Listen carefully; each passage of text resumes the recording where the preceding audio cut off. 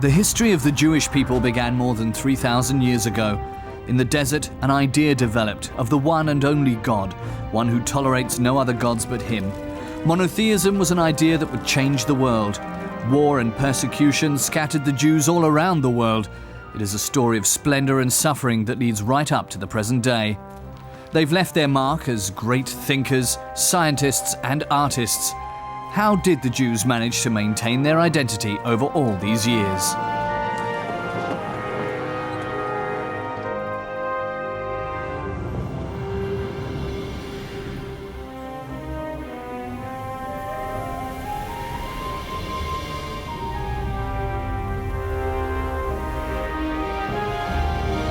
The Jews, History of a People.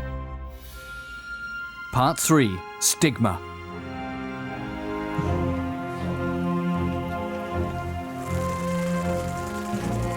A Jewish trader and intellectual leaves for the Carolingian Empire kingdom with his family in the 9th century AD.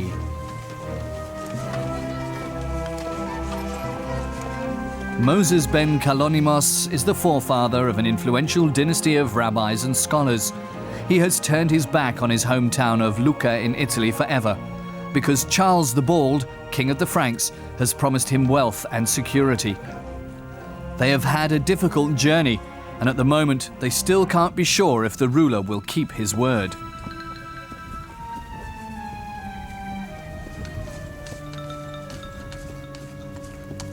They are expected.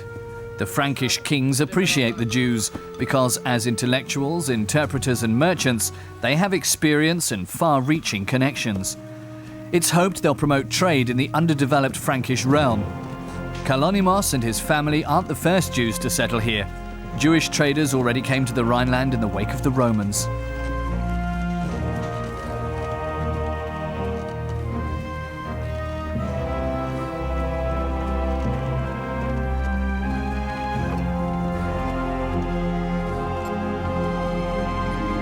Jews have been documented in Aachen since the 8th century.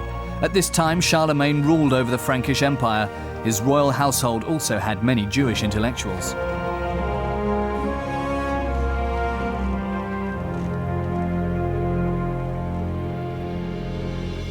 Charlemagne's interest wasn't just economic.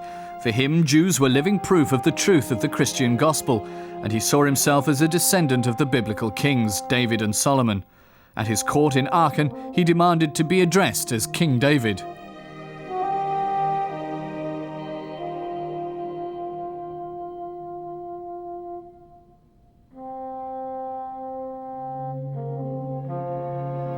Charlemagne's throne in Aachen Cathedral was meant to recall King Solomon's throne. It was built of marble slabs from the holy city of Jerusalem. During the following centuries, other bishops and kings continued to invite Jews to settle in their cities. Soon, important Jewish communities established themselves in Mainz, Speyer and Worms. They maintained close links amongst each other and call themselves Shum, after the 3 first letters of the place names in Hebrew. Since Shum is also the Hebrew word for garlic, the plant becomes a symbol of this alliance.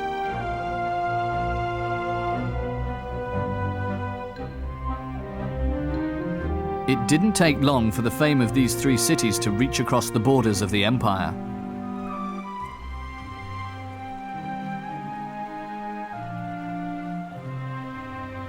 In the mid-10th century, some of the Kalonimos family settle in Mainz. The city belongs to Ashkenaz.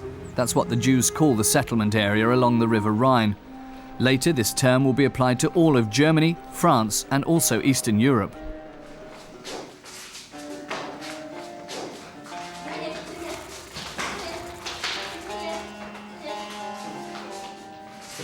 Religious education is considered a high social ideal amongst the Jews. Rabbis and scholars increased the fame and standing of a family. This was also Kalonimos ben Mushalam's path.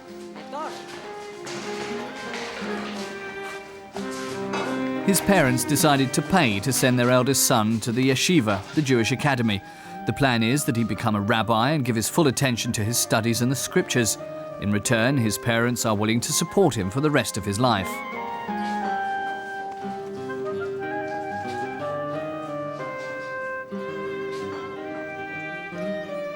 young Kalonimos has great role models. One of them is Shlomo ben Itzhak, called Rashi. This rabbi and scholar came to Worms from Troyes in France to study in 1055. Rashi's commentaries on the Torah and the Talmud are still taught today. The yeshiva and synagogue were destroyed by the Nazis, but they have been restored, and now they recall the heyday of Jewish spiritual life in the Middle Ages.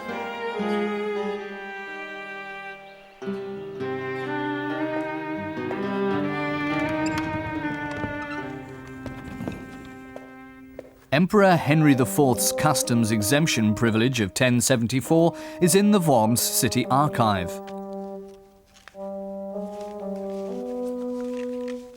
It documents the special standing of the Jewish citizens. It guaranteed them economic freedoms and rights for long-distance trade, and is the first deed ever to have been issued to Jewish citizens of a town by a German king.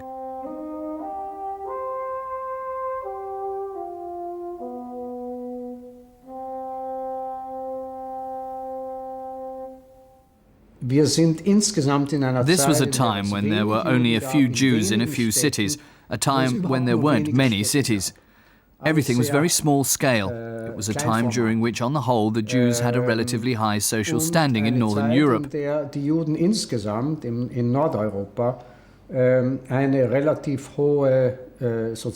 Small numbers, and socially in a better position than most of their surroundings. Sozial sehr viel besser gestellt als meistens als ihre Umgebung.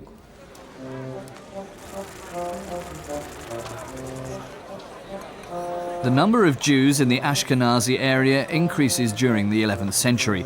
From being internationally active traders working for princes and bishops, they become urban merchants. They don't live in isolation, but in contact with many Christians.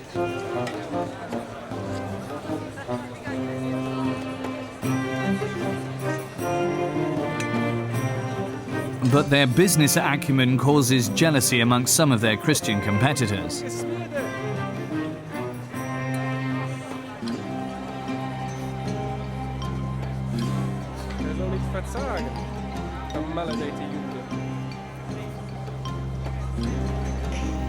Kalonimos ben Mushalem is a rabbi in Mainz at this time.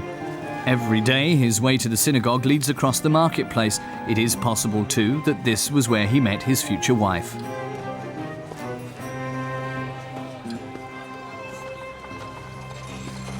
He too is an esteemed citizen of Mainz, both amongst the Jews and the Christians.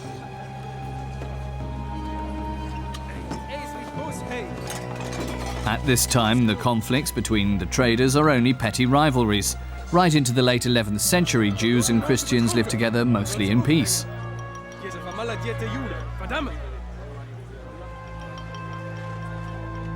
The Jews frequently lived together in a quarter or in a street near the marketplace. That is practical both for trading and for mutual support. But it also makes possible a life in accordance with the halakha, the Jewish religious law, with Jewish butchers, bakers and doctors.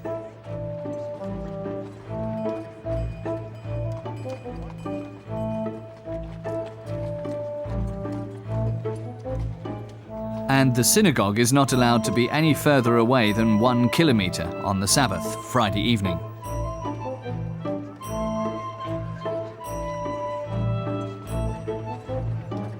The synagogue is the center of the community, as a place for prayer, but also a place of assembly.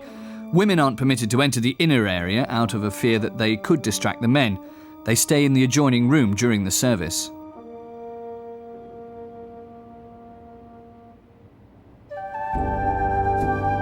The mikvah is also close by. The ritual bath in Speyer is one of the best preserved from the Middle Ages in Europe.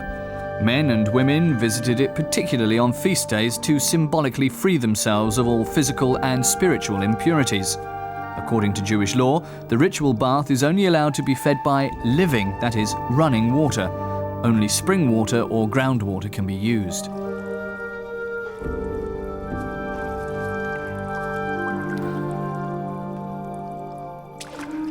A Jewish woman has to visit the bath after her menstruation, before her wedding, or after a birth.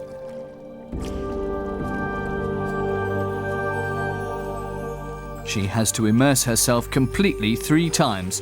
so that her hair too is fully covered by the water.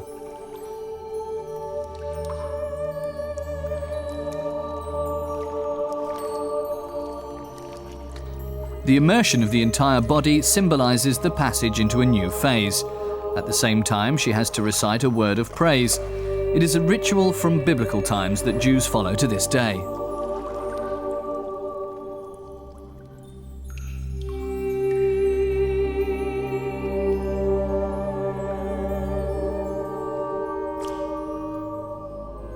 Once cleansed, the woman is allowed to return to her husband's bed, since while she is menstruating, contact between husband and wife is prohibited. Despite the many rules, the Jewish women of the Middle Ages do not live in isolation.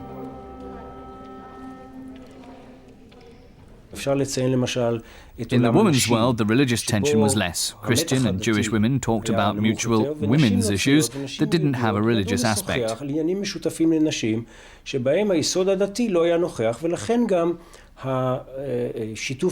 Working together, understanding and similarity were all much greater amongst women.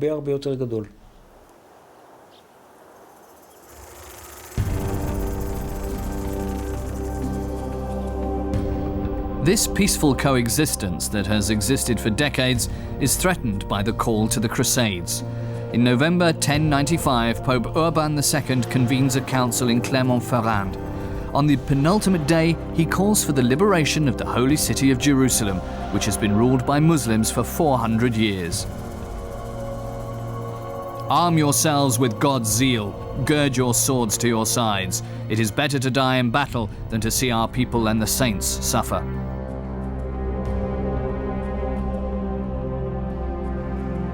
Pope Urban spoke of destruction in Jerusalem and assaults on pilgrims. His appeal, both the rich and the poor should set out to come to the aid of the Christians in the Orient. Deus lo vult, God wishes it, is the closing sentence of his speech. Thousands follow him enthusiastically. Everyone feels called to become a crusader. Religious fanatics, impoverished nobles, peasants with no rights, day laborers and the unemployed. They all want to be a part of Christ's army. Their symbol is a cross made of cloth. They are convinced that they are fighting for a great cause, and so they leave for Jerusalem. As a reward for their willingness to fight, the Pope promises them the forgiveness of all their sins and eternal life.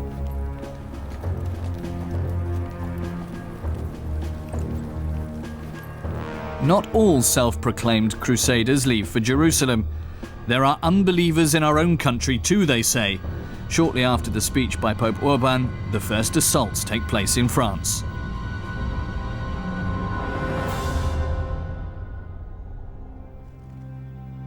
The call for help from French fellow believers reaches Rabbi Kalonimos ben Mushalem in Mainz. The Crusaders, he reads, are said to have murdered dozens of Jews. Kalonimos beseeches his community to protect themselves, but most don't take his warning seriously. Their message to France: we will fast and help you in every way, but we have nothing to fear.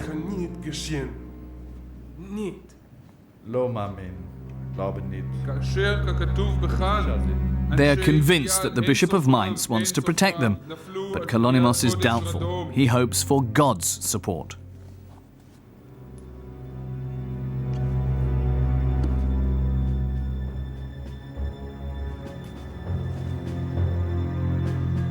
His fears are justified. The Crusaders come from France to the Rhineland, and soon the armed mob is standing at the gates of the Shum cities.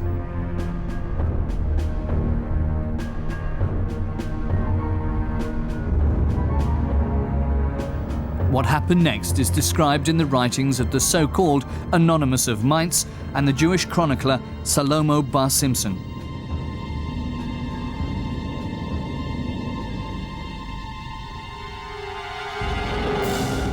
Outside the gates of Mainz, the French Crusaders joined forces with Germans eager to fight.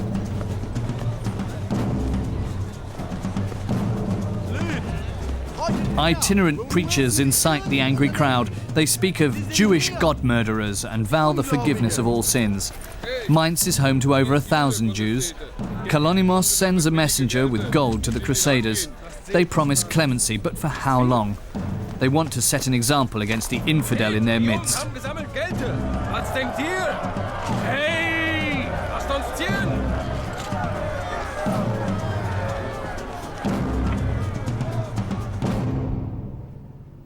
Kalonymos at home with his family.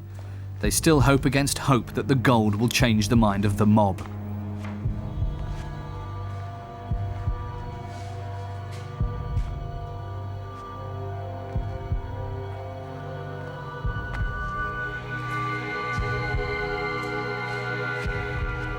He writes a letter to the German Emperor Henry IV to appeal for help, but to no avail. Kalonymos and his family can only wait.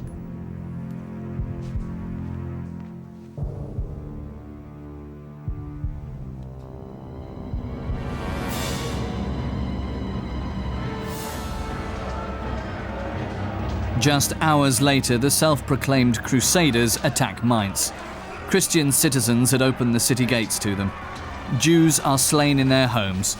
Many seek protection in the bishop's palace, but the bishop has already fled.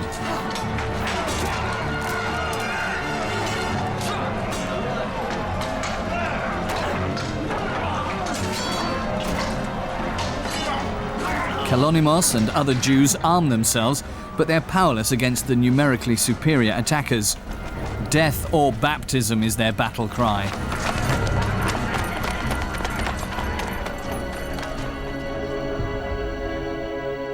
The situation is hopeless.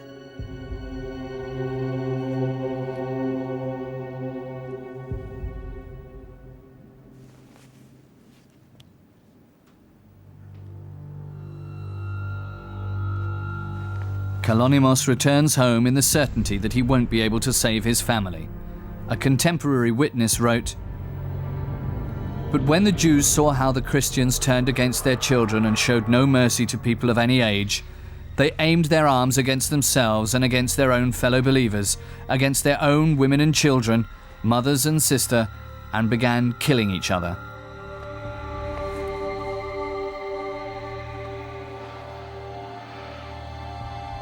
The Jews call this suicide the Kiddush Hashem, the sanctification of God's name.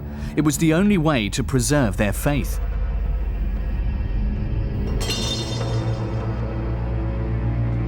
This heroic glorification of the Kiddush Hashem can be found in medieval paintings.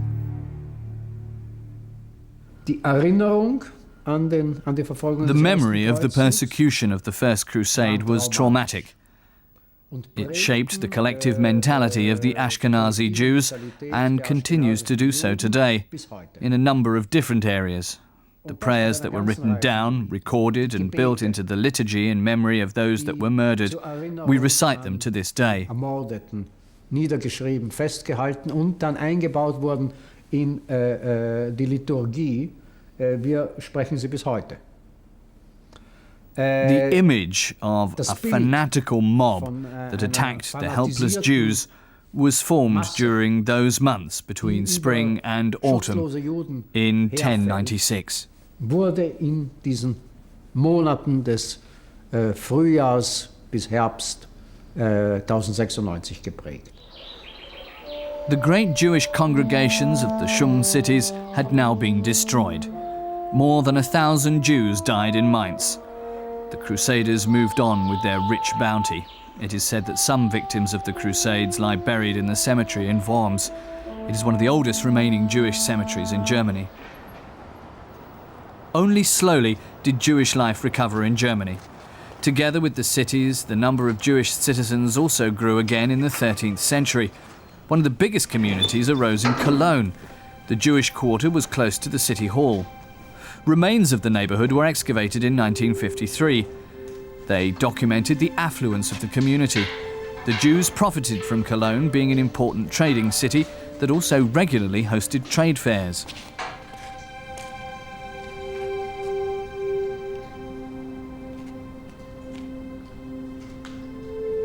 Besides a synagogue, a mikvah, a bakery, a playhouse and homes, a Jewish hospice was also found.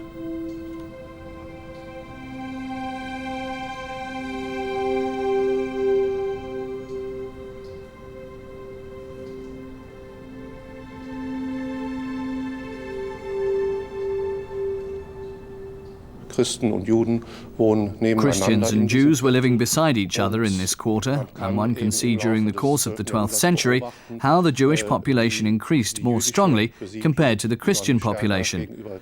This is because Jews were buying or leasing houses from Christians or even from churches. And this is how a closed Jewish quarter established itself by the mid-13th century. But it's not a ghetto that was closed off to the outside. It was just a desire to live together, to settle together around the synagogue, but it was by no means forced. Das Bedürfnis, zusammen zu wohnen, gemeinsam eben sich die Synagoge anzusiedeln, aber keineswegs erzwungen.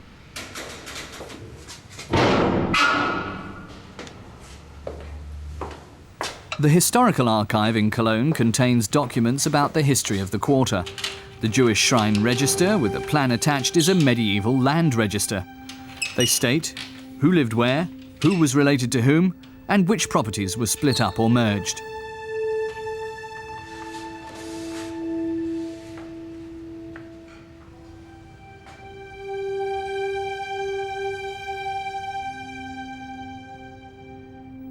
In addition, there are purchase contracts and documents for neighbourly business transactions.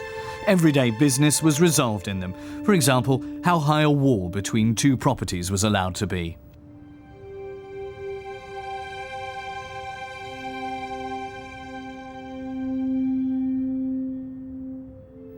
In the 12th century, 26 houses were in the ownership of Jewish citizens.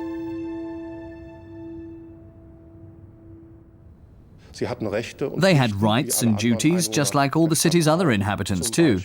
They were enlisted for defense purposes, for example, and they guarded a part of the city walls in times of crisis. They had night watch duties, just like all the other inhabitants of Cologne.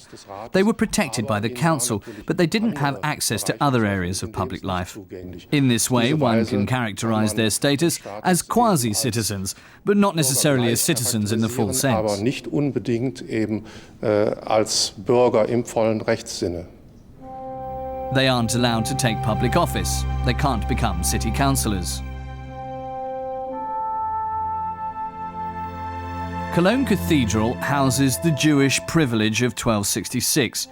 In it, Archbishop Engelbert ensured them fair treatment. It was an important signal on the part of the official church because the hostility of the Christians towards the Jews was growing. In the north of England, an accusation begins to circle that gives rise to a new form of hatred of Jews in Europe.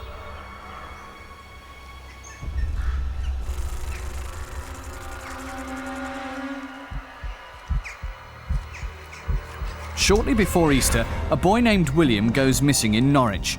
The inhabitants look for him in the forest that borders the town. They make a gruesome discovery. William has been murdered.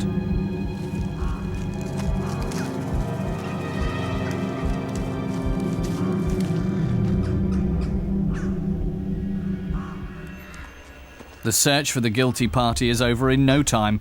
The rumour arises that the Jews are to blame. Domestic staff from the house of a rich Jew are willing to testify to everything.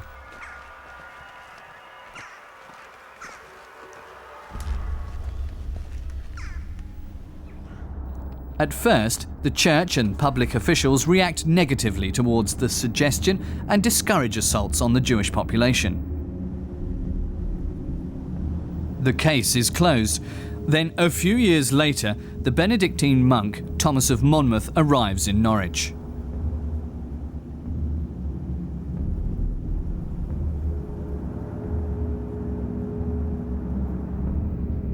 In a 7-volume work titled On the Life and Suffering of the Holy Martyr William of Norwich, he accuses the Jews of being responsible for his murder.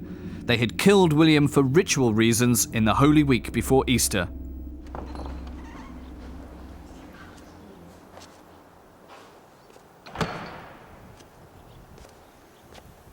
The historian Robin Mundell has intensively studied Thomas of Monmouth and the case of William. Thomas of Monmouth was successful with his allegations, partly because I believe that there was really a thirst for a saint. A cathedral without a shrine really needs some sort of focus And pilgrimage was obviously a very big industry in medieval times, in the 12th, 13th centuries, right the way through. Pilgrimage brought in trade, people, and importance, and therefore Norwich didn't actually have a saint. And so the murdered boy becomes Saint William.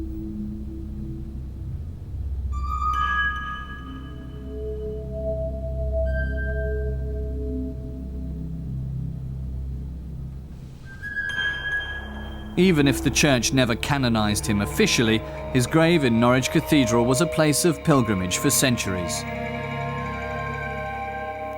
Soon, similar accusations follow everywhere in Europe. As soon as a child goes missing, the Jews are suspected. They are accused of using the children's blood for their unleavened bread at Passover.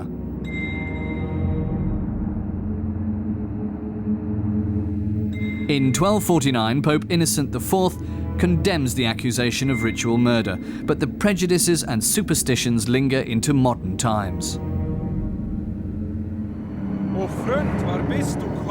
Time and again, wandering preachers incite the people. For them, Jews are heretics. They like to invoke the New Testament and report full of disgust that Judas betrayed Jesus for money.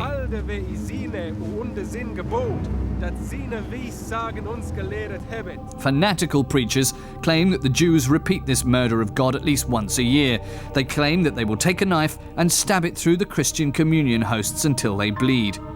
Popularly, this claim is taken as proof for the real transformation of bread into the body of Christ during the Christian Holy Communion, just as the Pope had proclaimed as church dogma in 1215.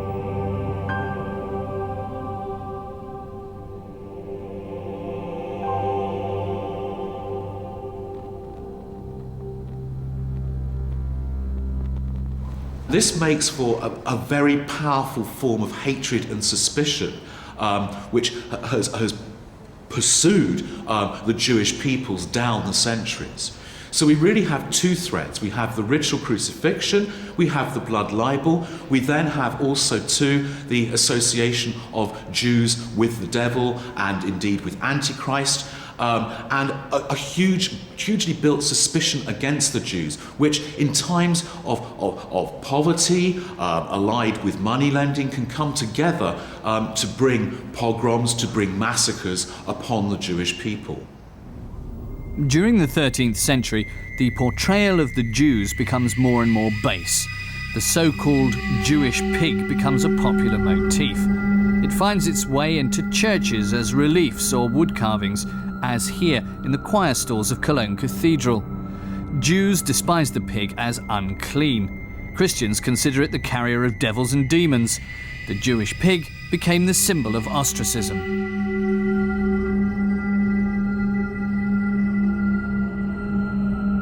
The popes don't support this hunt against the Jews.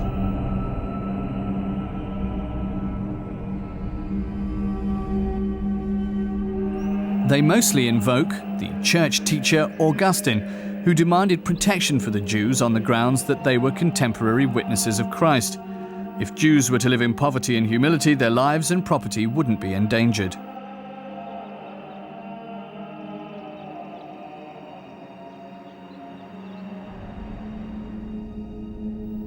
Decisions from Rome regulate coexistence between Jews and Christians. They became a part of secular legal codes, like, for example, the Sachsenspiel, the most important book of law of the Middle Ages. The amount of interest that the Jewish moneylenders are allowed to charge is limited. Jews have to distinguish themselves from Christians through special clothing in order to prevent too close contact.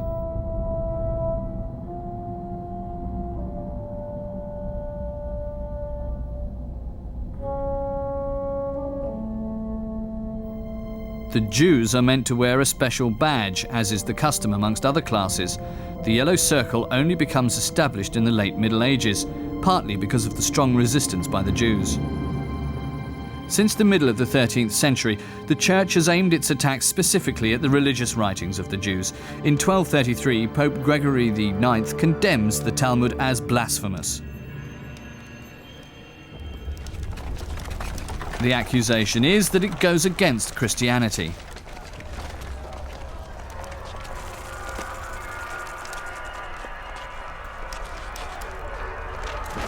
24 cartloads of Jewish texts are burned in Paris. Rabbi Meir ben Baruch composes an elegy at the time that is still part of Jewish mourning liturgy today. Ask about the welfare of the grieving, burned in the flames, desiring to live in the court of thy holy house, but are dragged through the dust of the earth, and are suffering, shaken by the burning of thy scrolls.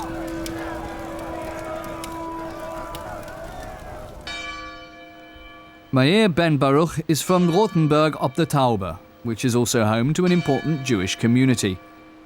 The Jews are an important source of income for the town. The Rothenburg Jewish Book contains royal and episcopal records, naturalization documents, debt certificates from Christian citizens, but also tax records and receipts of the payments of the golden sacrificial penny. This is introduced by the Bavarian king Ludwig III in 1342. Every Jew over the age of 12 with a fortune of 20 guilders has to pay 1 guilder every year. In return, the city officials promise protection.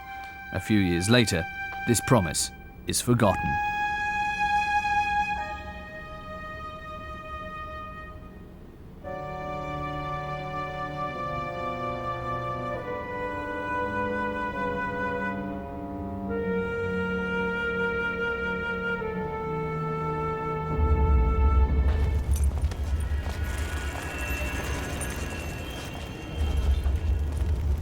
The plague reaches Europe. A third of the population die at the hands of the Black Death. The plague doesn't distinguish whether rich or poor, man, woman or child, all die within a few hours. And the Jewish population isn't spared either. Nobody knew the causes at this time. For many, the plague is a punishment from God for all the earthly sins. Fear spreads through Europe.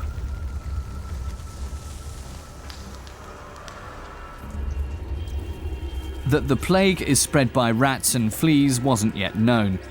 For the Jews, the rat is the symbol for death and disease because it fed on filth.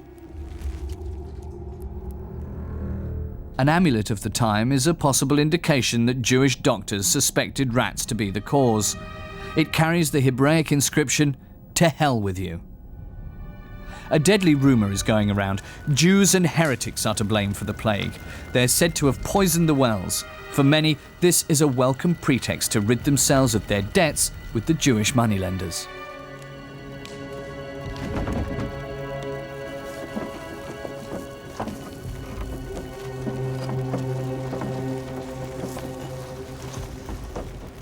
The Château de Chalon on Lake Geneva in Switzerland becomes the torture chamber for countless Jews in September 1348. They are accused of having conspired to destroy the Christians with the help of the Black Death. Under torture, a Jew confesses to having poisoned the wells in Venice in order to start the plague.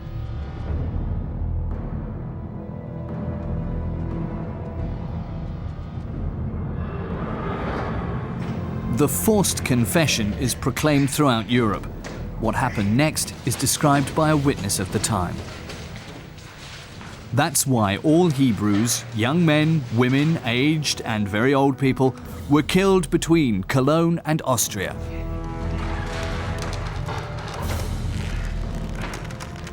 Pope Clement VI attempts to contain this mass mania of 1348.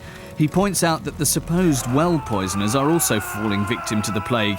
His words have no effect. Growing discontent, economic uncertainty and the fear of the plague all express themselves in the hatred of the Jews.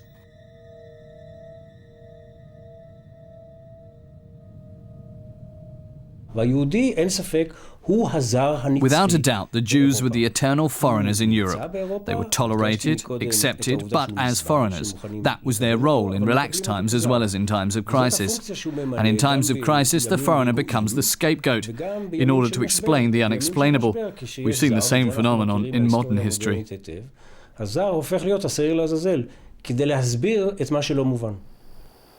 In April 1349, the pogrom wave reaches Erfurt. Even the best relations of the Jews with the Christian upper class are of no use anymore. The citizens of Erfurt have already begun to storm the houses of the Jews. They aren't just looking for their inhabitants, but also for property.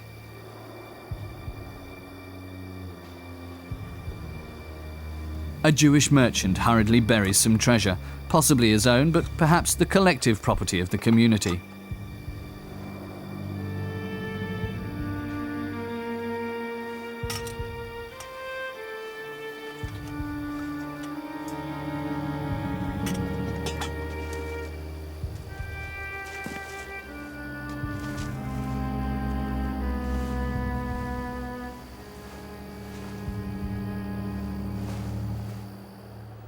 A good 650 years later, archaeologists were to find the treasure during excavations in the medieval Jewish quarter. It was to be a discovery of great significance. Hardly anything comparable has survived from that time in Germany.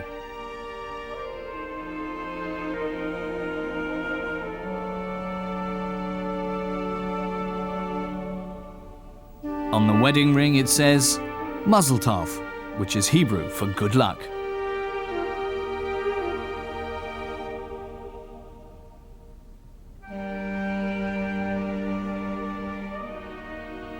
More than 3,000 coins helped with dating.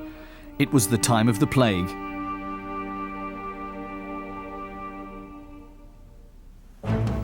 The Jewish businessman and his family leave Erfurt. Tens of thousands of Jews are driven out or murdered. An unknown canon of Constance Cathedral wrote, "I think that the people and the seed of Abraham will live on the other side of the sea rather than in this country, and that's why I'm closing the chapter on the Jews."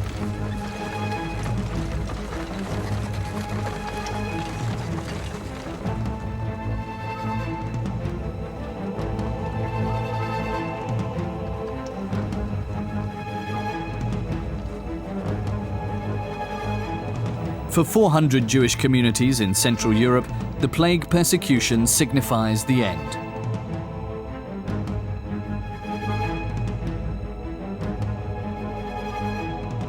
Only a few Jewish settlements remain in Central Europe.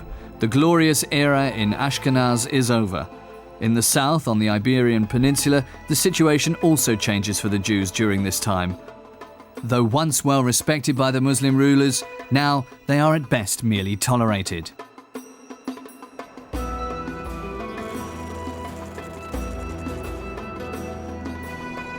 Because the Reconquista, the reconquest by the Christians, is putting the Muslims under pressure. Jews find themselves the victims of assaults. When Ferdinand III, the King of Castile, arrives in Seville, the Jews gain hope. They welcome the Christian king as a liberator and promise themselves tolerance and peace through him.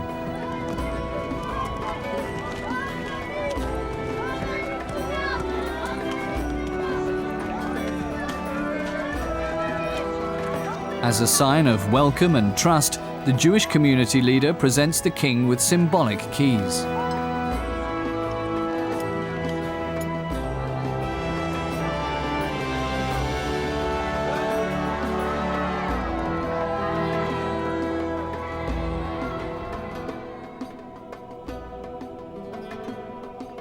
Today they lie in the Cathedral of Seville.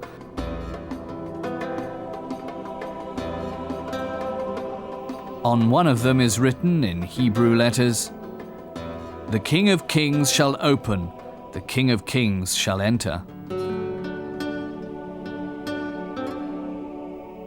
The inscriptions on the sarcophagus of Ferdinand III are in two languages, Hebrew and Arabic. Jews and Muslims showed the Christian monarch respect, a unique symbol of peaceful coexistence.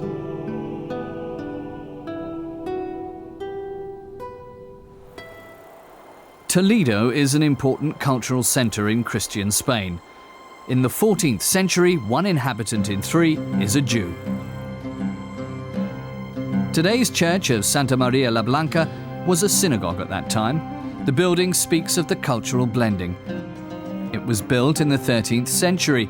It was a synthesis of Caliphic and Romanesque art, the Mudéjar style.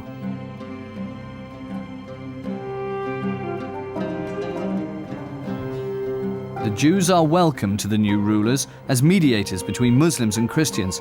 They know the country, speak Arabic, and are experienced in administration.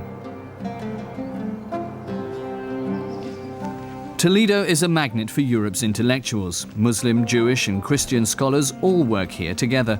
the city becomes the centre for the study of ancient scriptures and for their translation into Latin, because many texts of ancient philosophers, like Aristotle for example, had only survived in Arabic. Thanks to Jewish translators, these writings were now accessible to the Latin-speaking Christian monks and professors in Europe.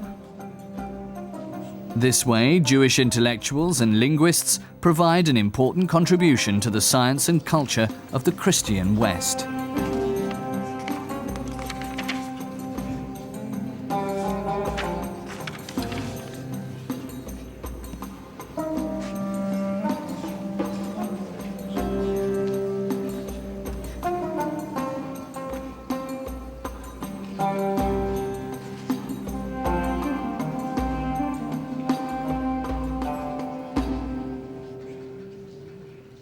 The translation movement is an example of interaction between Jews and Christians, of positive interaction between Jews and Christians, in a period when we don't usually think of there being a great deal of positive interaction between Jews and Christians.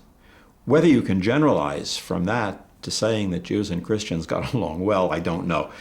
On an individual basis, certainly arrangements like that were often made. In Girona, 100 kilometres from Barcelona, there is also an important Jewish community to which many intellectuals belong. The Jews live here in their own quarter called Kalam, the Hebrew for community.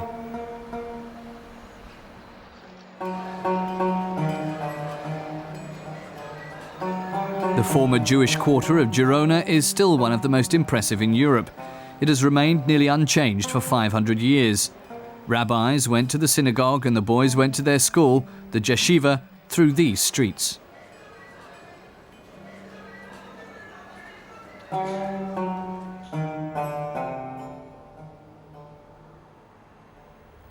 From the outside, the houses of the Jews hardly differed from those of their Christian neighbours. The only distinguishing feature was an indentation on the right side of the door frame. This was where the mezuzah used to be, which is Hebrew for doorpost.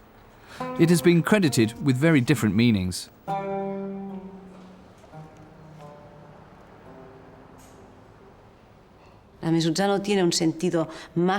mezuzah doesn't have any magical or ritual significance. It simply stands for following God's law.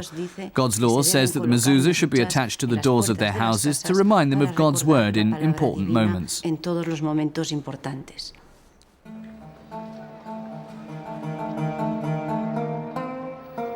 As in the rest of Europe, pressure on the Jews of the Iberian Peninsula increases during the 13th century.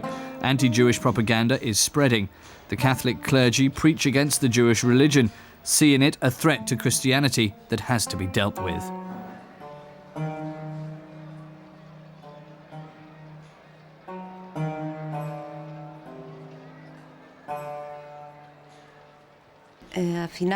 During this time, a strange ritual developed amongst the priests of Girona and their students. Every year at Easter, they would climb the cathedral tower. From there, they would throw stones into the Jewish quarter. Only when the king threatened the bishop to make him responsible for the behaviour does he put an end to it. But the Jews continue to be persecuted. Accusations of ritual murder also reach the Christian kingdoms of Spain. Paintings and miniatures from the time show Jews more and more as enemies of Christianity and as disciples of the devil.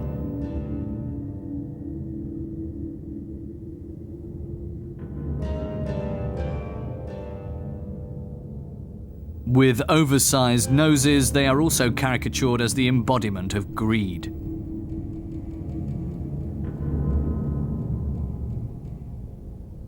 In Christian Europe, Jews stood out as being very different.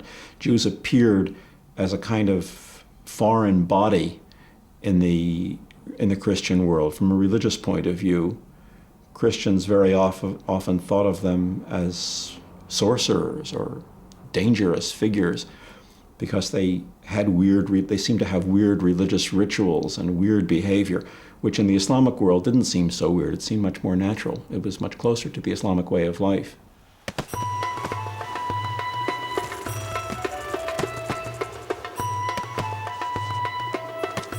For the Jews, a time of uncertainty begins, and this is also true in the former Muslim Seville.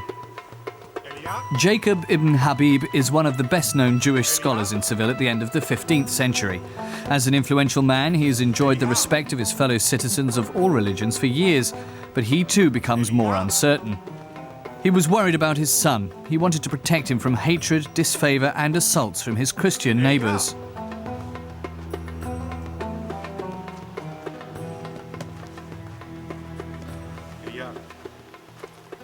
Worried, he forbids him to play outside the house. Many of his relatives and friends give in to the pressure out of fear and convert to Christianity. For him and his family, that isn't an option. He stands by his faith and isn't intimidated by anyone.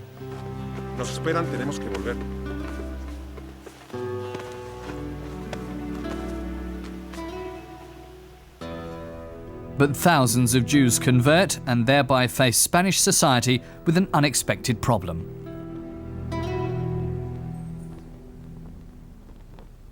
All those positions that had been closed to Jews when they were Jews were now open to them because they were Christian.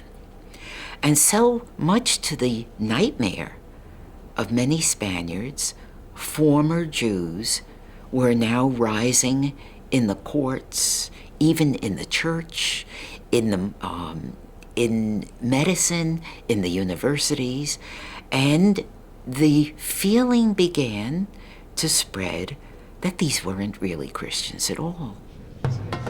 The conversions also bring unrest into the Jewish community. They split families and friends. Everyone is asking the question, who is a Jew and who is not? Everyone could be a spy of the Christians. Jacob ibn Habib won't tolerate a converted Jew in his presence, particularly not at a Jewish celebration, not even a relative. The cross, the symbol of the Christians, has no place in his home.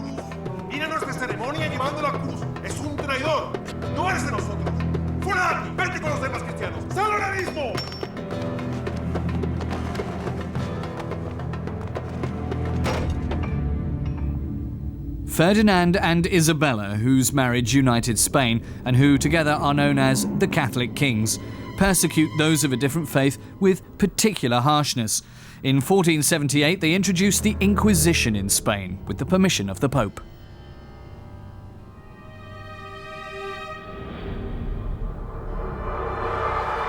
Tomás de Torquemada became the notorious Grand Inquisitor.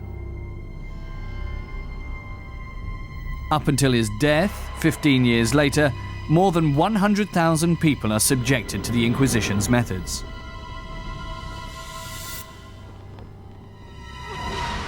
Tens of thousands of Jews who've converted to Christianity are tortured in dungeons and subsequently burned at the stake as heretics. Admitting to not being a true Christian was only a matter of time under torture. The trial documents can still be seen in the Historical National Archive in Madrid today. Hundreds of thousands of names and destinies are documented there.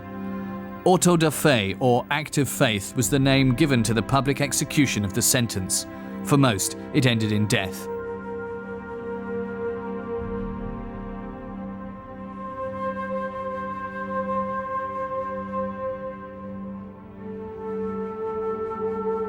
It is the aim of the Inquisitors to protect the Christians from the allegedly corrupting influence of the Jews.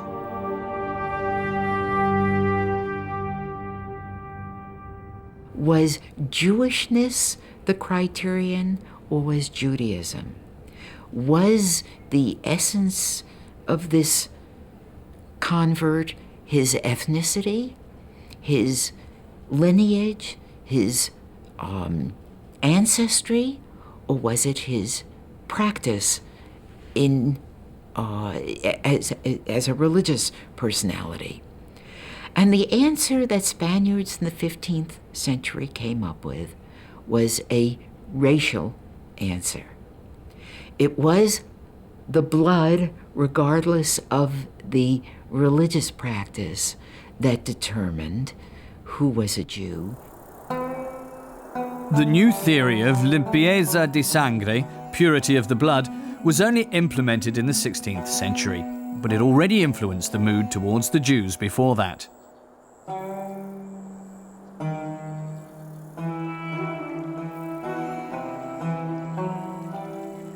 In January 1492, the last Islamic bastion falls with the conquest of Granada by the Christians. On March the 31st, Ferdinand and Isabella sign a document in the Alhambra that seals the fate of thousands.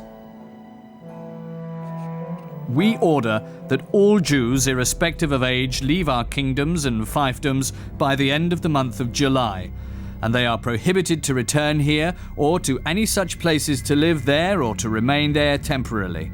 Breaking this decree is punishable by death and the loss of their entire property.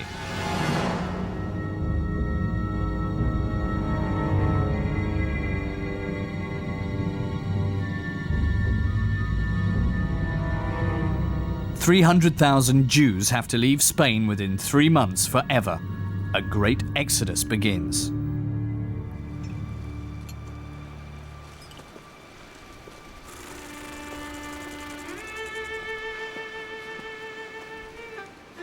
In the last days of July 1492, Jacob ibn Habib also has to leave Seville. Like many, he hopes that he will soon be allowed to return. He wants to go to Portugal with his family. There, Jews are still welcome, it is said. The Jews had lived on the Iberian Peninsula for 1,500 years. Proud of their origin, they call themselves Sephardim, after Sepharad, the Hebrew name for Spain. A glorious era was over. While the Jews were leaving their home, Christopher Columbus was on his way to an unknown continent. On board with him were also converted Jews. The crew was still united by their hope of the new world.